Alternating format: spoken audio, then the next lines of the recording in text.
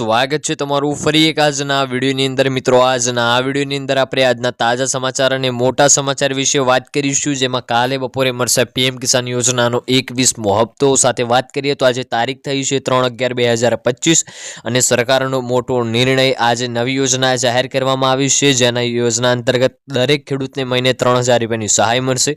આ નવી યોજનાનું ફોર્મ કેવી રીતે ભરવાનું, કઈ લાયકાત છે, કયા ડોક્યુમેન્ટ લાગશે, એના વિશે પણ વાત કરીશું। સાથે અંબાલાલ પટેલની ચિંતાજનક આગાહી, સરકાર ગોતે ચડી, પહેલા 7 પછી 20 અને હવે 3 દિવસમાં સર્વે પૂર્ણ કરવા સૂચના, માવઠાથી 11,000 કરોડનું નુકસાન, ખેડૂતો માટે ગુજરાતના મુખ્યમંત્રીની જાહેરાત, રાહત આવશે અંત, લાખો ખેડૂતો માટે સારા સમાચાર, ગુજરાતનો ખેડૂત પર મોટું સંકટ, સરકારે કહ્યું એપ્લિકેશન પર જાતે સર્વે કરો, પણ એ તો ચાલતી જ નથી, ખેડૂતોને મળશે 22,500ની સહાય। આ તમામ સમાચારોની આજે આપણે આજના આ એક વિડીયોની અંદર વાત કરીશું, એટલા માટે વિડીયો તમે એન્ડ સુધી જોજો। વિડીયો તમને પસંદ આવે તો વિડીયોને એક લાઇક કરજો। તમે આપણે આ ચેનલ ઉપર નવા હોય તો ચેનલને પણ સબસ્ક્રાઈબ કરી દેજો અને કમેન્ટ કરીને ખાસ જણાવજો કે આપણો આજનો આ વિડીયો તમે કયા ગામમાંથી અને કયા જિલ્લામાંથી જોઈ રહ્યા છો, જેથી કરીને આપણને પણ ખબર પડે કે આપણો આજનો આ વિડીયો આ ગામ આ જિલ્લા સુધી પહોંચી રહે છે। તો વિડીયોની હવે શરૂઆત કરી લઈશું। સૌપ્રથમ આપણે સમાચારની વાત કરીશું તો અંબાલાલ પટેલની ચિંતાજનક આગાહી, ગુજરાત પર ભરશે અડે, ચોમાસા જેવો માહોલ યથાવત રહેશે। હવામાન નિષ્ણાત અંબાલાલ પટેલે કમોસમી વરસાદને લઈને મોટી અને એક ચિંતાજનક આગાહી કરી છે। તેમણે જણાવ્યું છે કે રાજ્યના ખેડૂતો હજુ આગામી 2 દિવસ 48 કલાક સુધી આ વરસાદી માહોલ રહેશે। માવઠું પૂર્ણ થતાં જશે તેવી નવેમ્બર મહિનાની આગાહી કરી છે। 18 થી 19 નવેમ્બર દરમિયાન વાદળછાયું વાતાવરણ રહેશે। 22 ડિસેમ્બરથી 12 ફેબ્રુઆરી સુધી ઠંડા પવન રહેશે। અંબાલાલ પટેલનું વધુમાં કહેવું છે કે હજુ પણ રાજ્યમાં વધુ 3 દિવસ માવઠાની શક્યતા છે। બંગાળમાં વાવાઝોડું લગભગ ડિસેમ્બરની શરૂઆતમાં આવી શકે છે। વાત કરીશું આગળના સમાચારની તો જે છે સરકાર ગોથે ચડી, પહેલા 7 પછી 20 અને હવે 3 દિવસમાં સર્વે પૂર્ણ કરવા સૂચના। ગુજરાતમાં કમોસમી વરસાદથી 10 લાખથી હેક્ટર વધુની જે છે ખેતીને પાકને ભારે નુકસાન થતા ખેડૂતોમાં રોષ છે।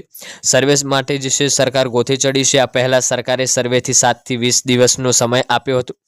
વિલંબ બાદ જે છે મુખ્યમંત્રી ભૂપેન્દ્ર પટેલે તાત્કાલિક પગલાં લીધા છે। જિલ્લા કલેક્ટર અને DDOSને 3 દિવસમાં જ અસરગ્રસ્ત વિસ્તારમાં પાક નુકસાનનો અહેવાલ સરકારને મોકલી આપવા જે છે સૂચના આપી દીધી છે। વાત કરીશું આગળના સમાચારની તો માવઠાથી 11,000 કરોડ રૂપિયાનું નુકસાન, ગુજરાતમાં કમોસમી વરસાદને કારણે જે છે 10 લાખ હેક્ટરથી વધુ ખેતીના પાકને નુકસાન થયું છે, જેનો સરકારી એજન્સી દ્વારા 11,000 કરોડથી વધુનો અંદાજ મૂકવામાં આવ્યો છે। સૌથી વધુ ફટકો કપાસ અને મગફળી જેવા રોકડિયા પાકને પડ્યો છે। મુખ્યમંત્રી ભૂપેન્દ્ર પટેલે 3 દિવસમાં જે છે ફિઝિકલ સર્વે પૂર્ણ કરવા માટે આદેશ આપ્યો છે। મંગળવારે સર્વે રિપોર્ટ આવ્યા બાદ બુધવારે રાહત પેકેજ અંગેનો જે છે નિર્ણય લેવામાં આવશે। વાત કરીશું આગળના સમાચારની તો ખેડૂતો માટે ગુજરાતના જે છે મુખ્યમંત્રીની જાહેરાત, રાજ્યના વિવિધ જિલ્લાઓમાં છેલ્લા કેટલાય દિવસોમાં થયેલા કમોસમી વરસાદને કારણે ખેડૂતોનો ઉપપાક વ્યાપકનું જે છે નુકસાન થયું છે। કુદરતી આપત્તિના જે છે અણધારી આફતમાં રાજ્ય સરકારે પૂરી સંવેદનાથી ખેડૂતોને જે છે પડખે ઊભી છે। ગુજરાતમાં માવઠાનો માર સહન કરી રહેલા ખેડૂતો માટે સારા સમાચાર સામે આવ્યા છે। ટૂંક સમયમાં જ રાજ્ય સરકારે રાહત પેકેજની જાહેરાત કરી છે। કમોસમી વરસાદના કારણે જે છે ખેડૂતોને પાકને સંપૂર્ણ નષ્ટ થઈ ગયા છે। ખેડૂતોને ભય હતો કે જો સરકાર મદદ નહીં કરે તો તેઓ ધિરાણનો બોજો હેઠળ દબાઈ જશે, પરંતુ હવે સરકાર તેમની નજીકના દિવસોમાં જ રાહત જે છે સહાય પેકેજ ચૂકવવા બાંયધરી આપી છે, જેનાથી ખેડૂતો જે છે પોતાના પગ પર ફરીથી ઊભા રહેશે। ખેડૂતોની સહાય માટે મુખ્યમંત્રી જે છે અને અધિકારીઓએ કામગીરી પણ ઝડપી બની છે, જે સૂચવે છે કે સરકારે આ મામલે ગંભીરતા કામ કરી રહી છે। આ રાહત પેકેજ કમોસમી વરસાદથી પ્રભાવિત ખેડૂતોને મોટી રાહત આપશે અને તેમને આર્થિક સંકટમાંથી જે છે બહાર આપવામાં મદદ કરશે। વાત કરીશું આગળના સમાચારની તો રાહતનો આવશે અંત, લાખો ખેડૂતો માટે સારા સમાચાર। નવેમ્બરની જે છે શરૂઆત સાથે ખેડૂતોને વધુ એક જે છે આશ્ચર્ય પામી રહ્યા છે। 2,000 રૂપિયાનો આગામી હપ્તો તેમના ખાતામાં ક્યારે પહોંચશે? અગાઉ જે છે અટકેલી છઠ પૂજા રકમ ખાતામાં જે છે આવી શકે છે, પરંતુ કેન્દ્ર સરકાર દ્વારા હજુ કોઈ સત્તાવાર જાહેરાત કરવામાં આવી નથી।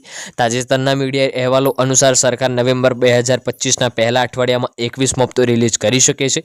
આનાથી ફરી એકવાર ખેડૂતોને જે છે આશા જાગી છે કે રકમ ટૂંક સમયમાં જ તેમના બેંક ખાતામાં પહોંચશે। નોંધનીય છે કે અગાઉના જે છે ઘણા હપ્તાઓ સરકારે નિર્ધારિત સમયમર્યાદામાં ભંડોળ ટ્રાન્સફર કર્યું હતું, તેથી નવેમ્બરની શરૂઆતમાં જ ખેડૂતો માટે સારા સમાચાર લાવી શકે છે। હપ્તો મેળવવા માટે KYC જરૂરી છે। પ્રધાનમંત્રી કિસાન સન્માન નિધિ યોજના હેઠળ ફક્ત એવા ખેડૂતોને જ લાભ મળશે કે જેમની ઈ કેવાયસીની પ્રક્રિયા પૂર્ણ કરી છે. જે ખેડૂતોએ હજુ સુધી આ પ્રક્રિયા પૂર્ણ નથી કરી તેમને હપ્તાના સ્થગિત થવાનો સામનો કરવો પડે છે. સરકારે તમામ લાભાર્થીઓને ભંડોળ ટ્રાન્સફર અવરોધ ટાળવા માટે શક્ય તેટલી વહેલી તકે ઈ કેવાયસીનું કામ પૂર્ણ કરવા અપીલ કરી છે. વાત કરીશું આગળના સમાચારની તો ગુજરાતના ખેડૂતો પર મોટું સંકટ. સરકારે કહ્યું એપ્લિકેશન પર જાતે સર્વે કરો, પણ એપ તો ચાલતી જ નથી. હાલમાં રાજ્યમાં જે છે પડેલા કમોસમી માવઠાના કારણે ખેડૂતોને ભારે નુકસાન વેઠવાનો વારો આવ્યો છે. ત્યારે પાક નુકસાનની સર્વે અને વળતર માટે કૃષિ પ્રગતિ એપ્લિકેશન જે છે શરૂ કરવામાં આવી હતી, પરંતુ એપ્લિકેશનમાં નુકસાનીનું ફોર્મ ભરતી વખતે સતત એરર આવતું હોવાનું જોવા મળી રહ્યું છે. ઉલપેટા જે છે પંથકમાં સતત 4 દિવસથી પડી રહેલા વરસાદને લઈને ખેડૂતોને મગફળી, કપાસ અને સોયાબીન જેવા પાકને ભારે નુકસાન થતાં ખેડૂતો હાલત બની છે. કમોસમી વરસાદથી પાક નુકસાન બાદ સર્વે માટે જે ખેડૂતોને જ પોતાની જાતે મોબાઈલથી નુકસાનીનો પોતાની જાતે જ સર્વે રજીસ્ટ્રેશન કરાવવું પડશે. ત્યારે આવામાં કૃષિ પ્રગતિ નામની એપ્લિકેશન લઈને જે છે ખેડૂતોમાં રોષ જોવા મળી રહ્યો છે. વાત કરીએ આગળના સમાચારની તો ખેડૂતોને મળશે 22,500ની સહાય. ખેડૂત કલ્યાણ અને સહકાર વિભાગ દ્વારા ખેડૂતની આવક બમણી કરવા અનેક યોજનાઓ જે છે બનાવવામાં આવે છે. આ યોજના થકી ખેડૂતોને આર્થિક વિકાસ કરવા, જેમ કે એ યોજનામાં પીવીસી પાઇપલાઇન યોજના, આ યોજનાથી ખેતરોમાં પાઇપલાઇન નાખવા માટે મળશે 22,500 સુધીની રાહત.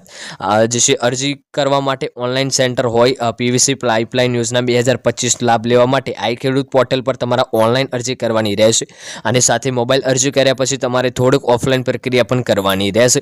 તો આજનો આ વિડીયો આપણે અહીંયા પૂર્ણ કરીશું. વિડીયો તમને પસંદ આવ્યો હોય તો વિડીયોને એક લાઇક કરી દેજો. ચેનલ ઉપર નવા હોય તો ચેનલને પણ સબસ્ક્રાઇબ કરી દેજો અને કમેન્ટ કરીને ખાસ જણાવજો આજનો આ વિડીયો તમને કેવો લાગ્યો. મળીશું આગળના વિડીયોમાં. ત્યાં સુધી જય ભારત, જય હિન્દ.